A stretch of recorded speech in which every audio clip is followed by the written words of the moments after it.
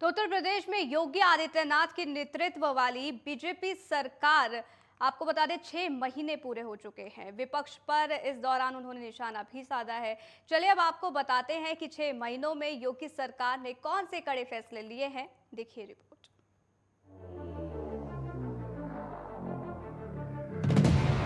उत्तर प्रदेश की 25 करोड़ जनता का आशीर्वाद है।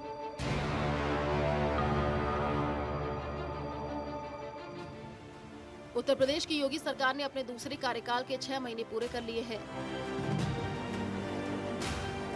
इन 6 महीने में सीएम योगी ने कई ऐसे फैसले लिए हैं जो नजीर बने। प्रदेश में युवाओं को रोजगार की बात हो, प्रदेश के इंफ्रास्ट्रक्चर को निवेश के लायक बनाने की चुनौती हो, हर मुद्दे पर सीएम योगी ने प्रभावशाली फैसले किए।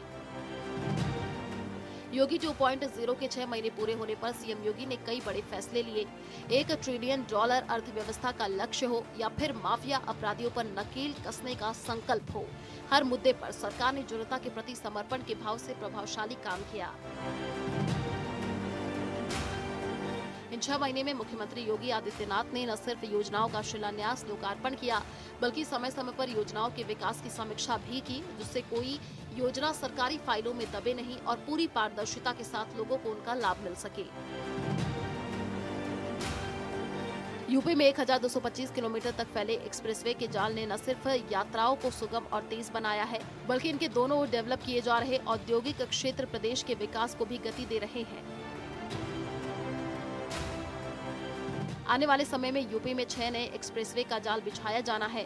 एक्सप्रेसवे की रफ्तार के साथ ही प्रदेश में एयर कनेक्टिविटी का जाल बिछाने का कार्य भी तेज गति से चल रहा है। 5 अंतर्राष्ट्रीय हवाई अड्डों वाली यूपी में योगी सरकार सभी मंडलों को एयर कनेक्ट करने की महत्वाकांक्षी परियोजना पर मिशन मोड में काम कर रही है। हेल्थ इंफ्रास्ट्रक्चर की बात करें तो प्रदेश के सभी 4600 प्राथमिक स्वास्थ्य केंद्रों में हेल्थ एटीएम लगाए जा रहे हैं। 65 जिलों में मेडिकल कॉलेज के अलावा गोरखपुर, रायबरेली में एम्स का संचालन किया जा रहा है। 6.51 करोड़ प्रदेशवासियों को आयुष्मान कार्ड के जरिए 5 लाख रुपए तक के बीमा से कवर किया जा चुका है।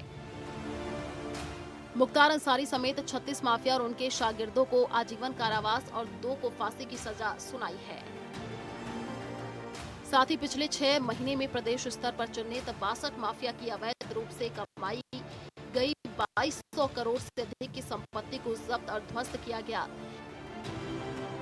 सबसे कम समय में सजा दिलाने में भी उत्तर प्रदेश देश में पहला स्थान पर है। वहीं यूपी पुलिस ने माफिया के गैंग के 860 सहयोगियों के खिलाफ 396 मुकदमे दर्ज कर 400 से अधिक आरोपियों को गिरफ्तार किया है। वहीं 174 पर गुंडा एक्ट, गैंगस्टर में 355 और 13 आरोपियों के खिलाफ रासुका के तहत कार्रवाई की गई और 310 शस्त्र लाइसेंस भी निरस्त किए हैं। वहीं ड्रग माफिया के खिलाफ 24 अगस्त से 8 सितंबर तक चले अभियान में पुलिस ने 2833 संदिग्ध आरोपियों को चिन्हित कर 2479 आरोपियों के खिलाफ कार्रवाई की और 2277 मुकदमे दर्ज किए। जनवरी में होने वाले ग्लोबल इन्वेस्ट समिट 23 से पहले 2 दर्जन से अधिक नीतियों को अपग्रेड किया जा रहा है और नई इंडस्ट्रियल पॉलिसी, वेयर हाउसिंग और लॉजिस्टिक पॉलिसी और इलेक्ट्रॉनिक व्हीकल पॉलिसी जल्द आने वाली है। वहीं GIS 23 के लिए 17 देशों समेत देश के 7 बड़े शहरों में रोड शो भी होगा। प्रदेश में पिछले 6 महीने में 55 कंपनियों ने 45,000 करोड़ रुपए के निवेश प्रस्ताव आए हैं। पिछले 5 सालों में सबसे ज्यादा निवेश IT और इलेक्ट्रॉनिक्स सेक्टर में 94,632 करोड़ रुपए का हुआ है।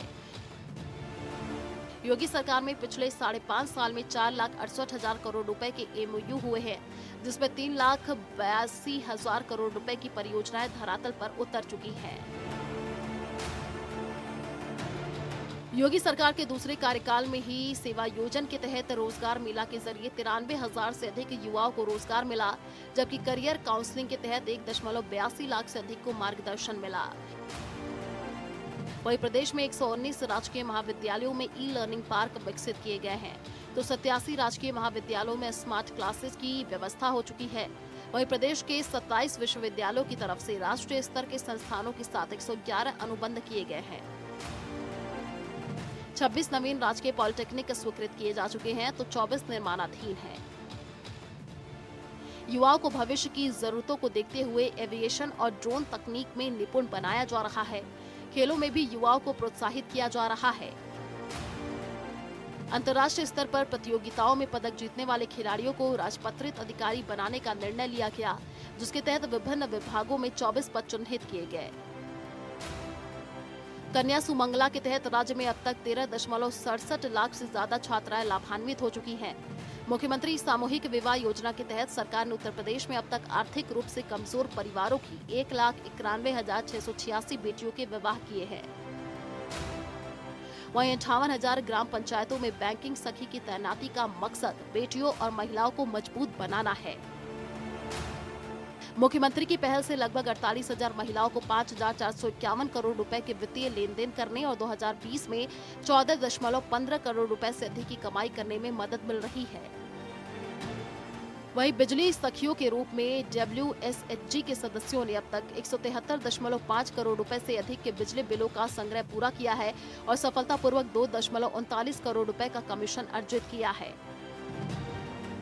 योगी सरकार के अब तक के कार्यकाल में गन्ने का रिकॉर्ड भुगतान करना केवल गन्ना किसानों के लिए गन्ने की मिठास बढ़ा दी, बल्कि भुगतान के मुद्दे पर विपक्ष की बोलती बंद कर दी।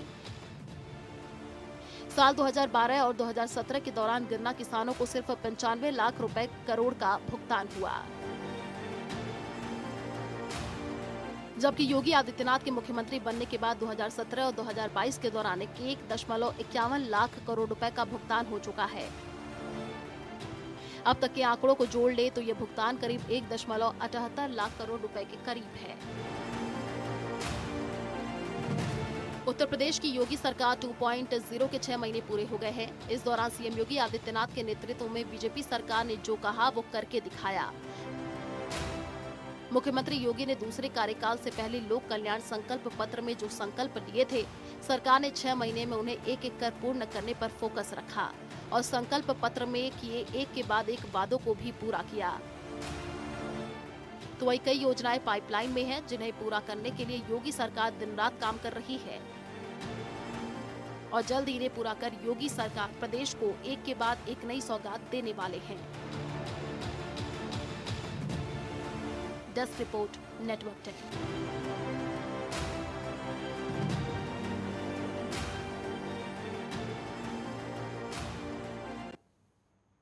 तो वहीं राजस्थान में चल रही राजनीतिक उठापटक को लेकर कांग्रेस नेता प्रमोद कृष्णम का बड़ा बयान सामने आया है, जिसमें उन्होंने कहा है कि गहलोत बड़े नेता हैं, लेकिन पार्टी से बड़े नहीं हैं, गांधी परिवार से बड़े नहीं हैं, और अगर वह सोच रहे हैं कि कांग्रेस पार्टी और गांधी परिवार उनके सामने झुक जाएगी तो इस मुगालते को निकाल दें।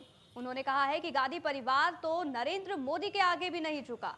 साथ ही ये कहा है कि कोई विधायक पार्टी को छोड़कर नहीं जा रहा, ये कुछ लोगों की कांग्रेस पार्टी को बदनाम करने की साजिश है। इस पर कांग्रेस पार्टी को गंभीर और सख्त कदम उठाते हुए एक ठोस निर्णय लेना होगा। पार्टी हाईकमान जिसको चाहेगा उसको अध्यक्ष एवं मुख्यमंत्री का चेहरा बनाएगा। कांग्रेस पार्टी में पार्टी से बड़ा कोई भी नहीं है। जो भी पार्टी की छवि खराब करने का काम करेगा उसके खिलाफ भी सख्त कार्रवाई होनी चाहिए। 2 लड़के आए थे लंबे चौड़े थे जी, आके दुकान पे फोटो खिंचवाने, कहने लगे जी मेरे फोटो खींच दो। अंदर मैं ले गया, उन्हें फोटो खींचने लगा।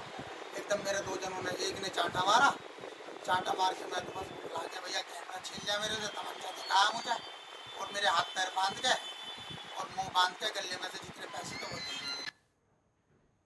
तो वही ग्रेटर नोएडा सूरजपुर जिला न्यायालय में राष्ट्रीय लोक अदालत लगी है। जिला विधिक सेवा प्राधिकरण में गरीब लोगों की सहायता की, साथ ही जेल में सजा काट रहे कैदी की मदद की गई। बता दें कि 2019 में चोरी और लूट के मुकदमे में कैदी जेल गया था।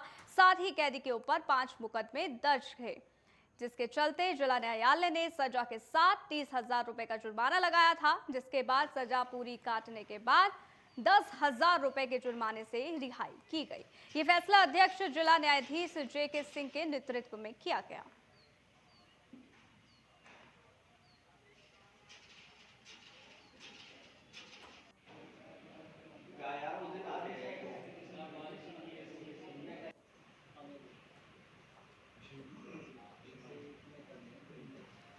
देखिए, ग्रेटर नोएडा का पूरा मामला आपको बता रहे हैं। राष्ट्रीय लोक अदालत का यहाँ पर आयोजन किया गया, कैदी को आर्थिक रूप से मदद की गई है और जिला जज के नेतृत्व में ये फैसला सुनाया गया है।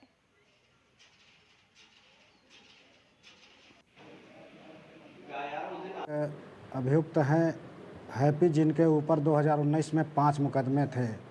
समस्त मुकदमे लूट का माल बरामद होने से संबंधित था।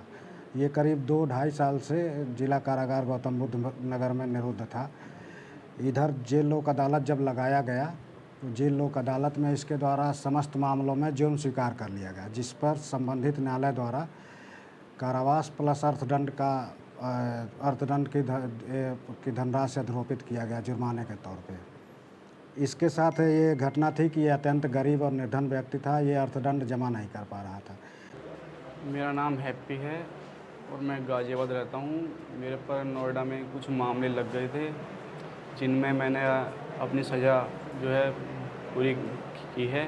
वो तो मेरे पर कुछ फ़ाइन हो गया था, तो फ़ाइन में जो गलगोटिया संस्था है उन्होंने मेरी हेल्प करी है। देखिए, सर्वप्रथम तो मैं ये बताना चाहूँगा कि गलगोटिया विश्वविद्यालय में जो लीगल एड सेंटर है, जो कि पूरा legal aid and mediation centre के नाम से जाना जाता है, जो वर्ष 2014 से लीगल एड सेंटर चल रहा है, और हम इस लीगल एड सेंटर के द्वारा गरीबों को तमाम सरकारी योजनाओं में सहयोग करने के लिए सहयोग करते रहते हैं। जैसे कि बगल में दनकौर गांव है, वहाँ से लोग आते हैं, उनका वृद्धा पेंशन है, विधवा पेंशन है, या गवर्नमेंट की और जो सारी स्कीम है जैसे पारिवारिक लाभ योजना है, इस प्रकार के कार्यों में हम सतत प्रयासरत रहते हैं। रुकेंगे छोटे से ब्रेक के लिए, जल्द हाजिर होते हैं।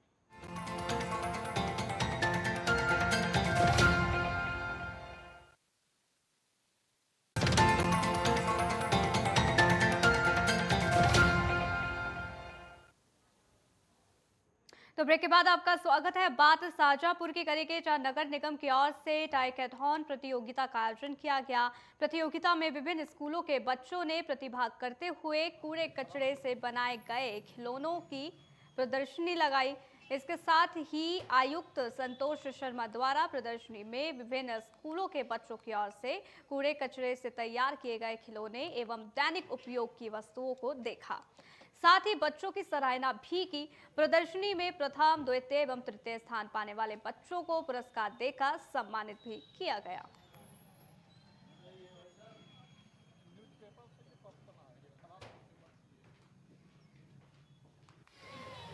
और एक समय एक प्रतियोगिता चल रही है, हम लोगों का एक कंपटीशन चल रहा है, इंडियन स्वच्छता लीग ISL, और इसमें सिटीजन्स का एक ग्रुप बने हुए हैं और शाहजहांपुर अपराइजर्स नाम की टीम है। ये जो यहाँ के सिटीजन्स हैं वो उसमें बढ़ चढ़ कर हिस्सा ले रहे हैं। उसी के क्रम में आज टॉयकैथन, ये टॉयकैथन नाम दिया गया है इसका, और इसमें वेस्ट प्रोडक्ट से टॉयज बनाकर इसको डिस्प्ले किया जाना है। और इसमें हम लोगों ने पूरे शहर से लोगों को इनवाइट किया था और हमें खुशी है कि यहाँ पर 4 बड़े विद्यालय के छात्र यहाँ पे आए हुए हैं और उन लोगों ने अपना डिस्प्ले किया है। और बाकी अन्य सिविक ऑर्गेनाइजेशंस, अन्य स्कूल्स और अन्य कॉलेजेस के लोग भी अभी आ रहे हैं जो कि यहाँ पे पार्टिसिपेट करेंगे। तो वहीं बुलंदशहर के खुर्जा नगर कोतवाली क्षेत्र में हरेंद्र शर्मा हत्याकांड का पुलिस ने खुलासा किया है। बता दें कि संपत्ति के लालच में पत्नी ने प्रेमी के साथ मिलकर पति की हत्या की थी, जिसके बाद पुलिस ने आरोपी पत्नी और उसके प्रेमी को गिरफ्तार कर घटना का खुलासा किया है। साथ ही पुलिस ने घटना में प्रयुक्त विद्युत तार और नशीले पदार्थ भी बरामद किए हैं।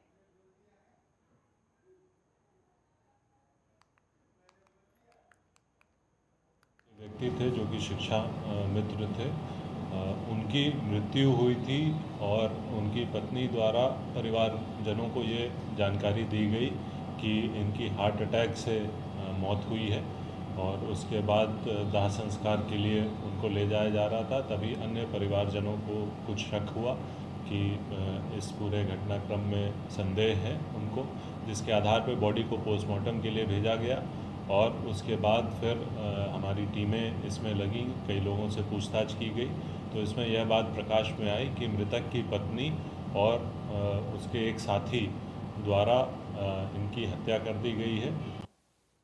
तो सहारनपुर में मां शाकुंभरी देवी मेले का बीजेपी नेताओं ने उद्घाटन किया। साथ सिद्ध पीठ मां शाकुंभरी देवी परिसर में भव्य मेले का शुभारंभ हुआ। वहीं श्रद्धालुओं की भारी भीड़ संख्या वहां पर पहुंचने का सिलसिला भी शुरू हो गया है। इसी क्रम में प्रशासन ने मेले को लेकर पूरी तैयारियां कर ली है।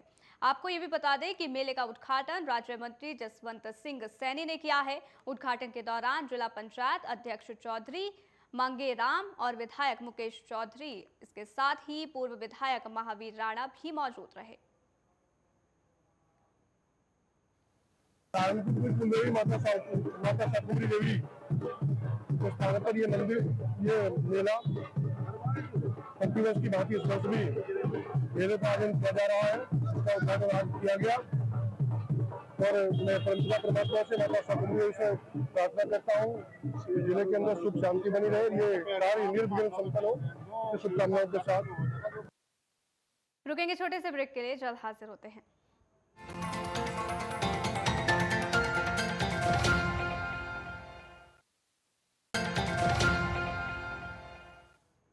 तो ब्रेक के बाद आपका स्वागत है। अब बात बदायूं की करेंगे, जहां कार सवार की ट्रैक्टर ट्रॉली से टक्कर हो गई है, जिसमें पति पत्नी की मौत हो गई।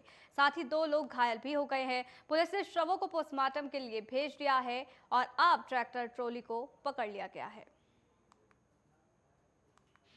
घटना हुई थी, मेरा भाई मेरी भाभी अपने मैके से घर के ला रहे थे कुरो से करौली के लिए। इधर तेज रफ्तार से ट्रैक्टर जा रहा था बीच रोड पर, उधर से गाड़ी भी सही आ रही थी, मगर बीच उस साइड ट्रैक्टर और टक्कर में ट्राली की साइड पूरी गाड़ी में लगी, इससे गाड़ी से हो गई। मेरे भाई भाभी की मृत्यु हो गई और मेरा भतीजा एक मेरे रिश्तेदार घायल है। तो सहारनपुर में थाना जनकपुरी पुलिस ने डॉक्टर प्रवीण शर्मा के क्लिनिक पर हुई चोरी का खुलासा कर दिया है। एसपी सिटी राजेश कुमार ने जानकारी देते हुए बताया कि डॉक्टर प्रवीण शर्मा के क्लिनिक से 2 लाख रुपए की चोरी की गई थी, जिसके बाद पीड़ित की तहरीर पर थाना जनकपुरी के द्वारा गठित टीम ने क्लिनिक पर ही काम करने वाले अरविंद कुमार और उसके 2 साथियों को गिरफ्तार कर लिया। साथ ही उनके कब्जे से 25,000 रुपए भी बरामद किए हैं। वहीं पुलिस ने अब आरोपियों को जेल भेज दिया है।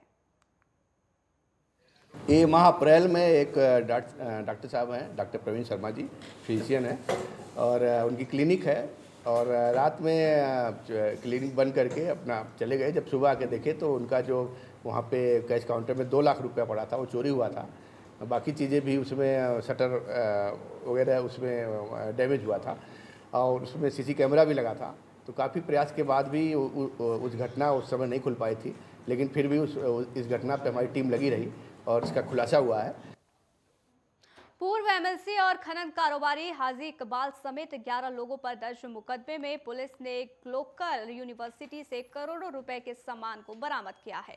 हरियाणा निवासी की ओर से मुकदमा दर्ज कराने पर कार्रवाई की गई। मिर्जापुर थाना प्रभारी हृदय नारायण सिंह, अतिरिक्त प्रभारी निरीक्षक के सिंह और बादशाही बाग चौकी इंचार्ज अजगर अली ने पुलिस फोर्स के साथ लोकल यूनिवर्सिटी पर छापेमारी की है। पुलिस ने खनन कारोबारी एवं पूर्व एमएलसी हाजी इकबाल सहित 11 लोगों पर मुकदमा दर्ज कर लिया है। इसके साथ ही करोड़ों रुपए के सामान भी रिकवर किए गए हैं। इसमें थाना मिर्जापुर में एक व्यक्ति ने आकर मुकदमा दर्ज करवाया था इकबाल और उनके साथियों के खिलाफ, जिसमें कि आरोप थे कि यूनिवर्सिटी के निर्माण के दौरान जो उनका सामान था उसका उन्होंने रख लिया, यूनिवर्सिटी में दिया नहीं वापस और कई करोड़ रुपए का गबन किया है उनका। 420 और लूट की डकैती की धाराओं में ये मुकदमा दर्ज हुआ है, जिस पर कि पुलिस ने वादी की निशानदेही पर जाकर आज यूनिवर्सिटी से जो इनका सामान था वो बरामद किया है और उसको कब्जे में लेने की कार्यवाही आगे की जा रही है। तो वहीं मुजफ्फरनगर की थाना सिविल लाइन पुलिस ने 2 दिन पहले हुई एक चोरी का खुलासा किया है, जिसमें पुलिस ने 2 शातिर चोरों को गिरफ्तार भी किया है। इनके पास से पुलिस ने 2 चोरी का माल और कैश बरामद किए हैं। पुलिस ने घटना का खुलासा करने के बाद दोनों को सलाखों के पीछे भेज दिया है। आपको बता दें कि पुलिस आरोपियों की काफी समय से तलाश भी कर रही थी। जो 2 दिन पहले सिविल लाइन थाना क्षेत्र में एक NIGT कंप्यूटर सेंटर है, वहाँ हार्डवेयर का भी है और जो परीक्षाएं आयोजित कराता है, उस कंप्यूटर सेंटर में एक चोरी हुई थी, जिसमें काफ़ी सामान गया था। एक बाइक भी गई थी और उसमें कंप्यूटर से संबंधित काफ़ी सामान, 3 मूर्तियाँ, ये सब उसमें गया था। सिविल लाइन पुलिस ने तत्परता दिखाते हुए बहुत ही कम समय में उसमें चोरी का 100% माल बरामद करते हुए खुलासा किया है। इसमें 2 चोरों को गिरफ्तार किया है, जिसमें एक का नाम वैभव मिश्रा और दूसरे का नाम आकाश है, जो कि पूर्व में भी जेल जा चुके हैं। कई मुकदमे इन पर दर्ज हैं। इनके द्वारा चोरी की गई थी। लगभग 11 दिन पहले कन्नौज जेल से झांसी पेशी पर आए कुख्यात अपराधी लेखराज सिंह यादव को कस्टडी से छुड़ाने की साजिश में झांसी पुलिस ने बड़ी कार्रवाई की है। पुलिस ने पूर्व सपा विधायक दीप नारायण सिंह यादव को गिरफ्तार कर न्यायिक हिरासत में भी भेज दिया है। वहीं पूर्व विधायक को गिरफ्तारी के बाद थाना नवाबाद ले जाया गया, जिसकी सूचना मिलते ही दीप नारायण समर्थकों की भीड़ थाने पर जमा हो गई, जिसे हटाने के लिए पुलिस को कड़ी मशक्कत करनी पड़ी। वहीं इस मामले में अब तक 11 लोगों की गिरफ्तारी हो चुकी है। आपको बता दें कि 16 सितंबर को लेखराज को कन्नौज से झांसी पेशी के लिए लाया गया था। पेशी के बाद कुछ लोगों ने लेखराज को पुलिस अभिरक्षा से छुड़ाने की कोशिश की थी, जिसका मुकदमा कन्नौज में घटना के 4 दिन बाद लिखवाया गया था। मामले को शासन द्वारा गंभीरता से लेते हुए जांच के आदेश दे दिए गए हैं। इसके बाद हरकत में आई पुलिस ने मोड़ थाने में मुकदमा दर्ज कर लगभग 1 दर्जन लोगों को गिरफ्तार कर लिया है।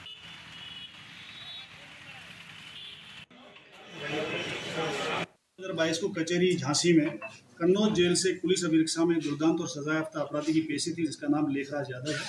वहाँ कचहरी परिसर में कई लोगों ने पुलिस वाहन को घेर लिया और वहाँ पर पुलिस वालों पे दबाव बनवाया और छीना झपटी करते हुए उसको छुड़ाने की पूरी कोशिश करी। बाद में रास्ते में इन पुलिस वालों को धमका करके, डरा करके यूपी 93 BR 1100 नंबर की गाड़ी, सफेद रंग की स्कॉर्पियो में बैठे लोग और उसके अनेक उनके साथियों द्वारा सजायाफ्ता अपराधी को पुलिस अभिरक्षा से छुड़ाने की हर तरह से कोशिश करी।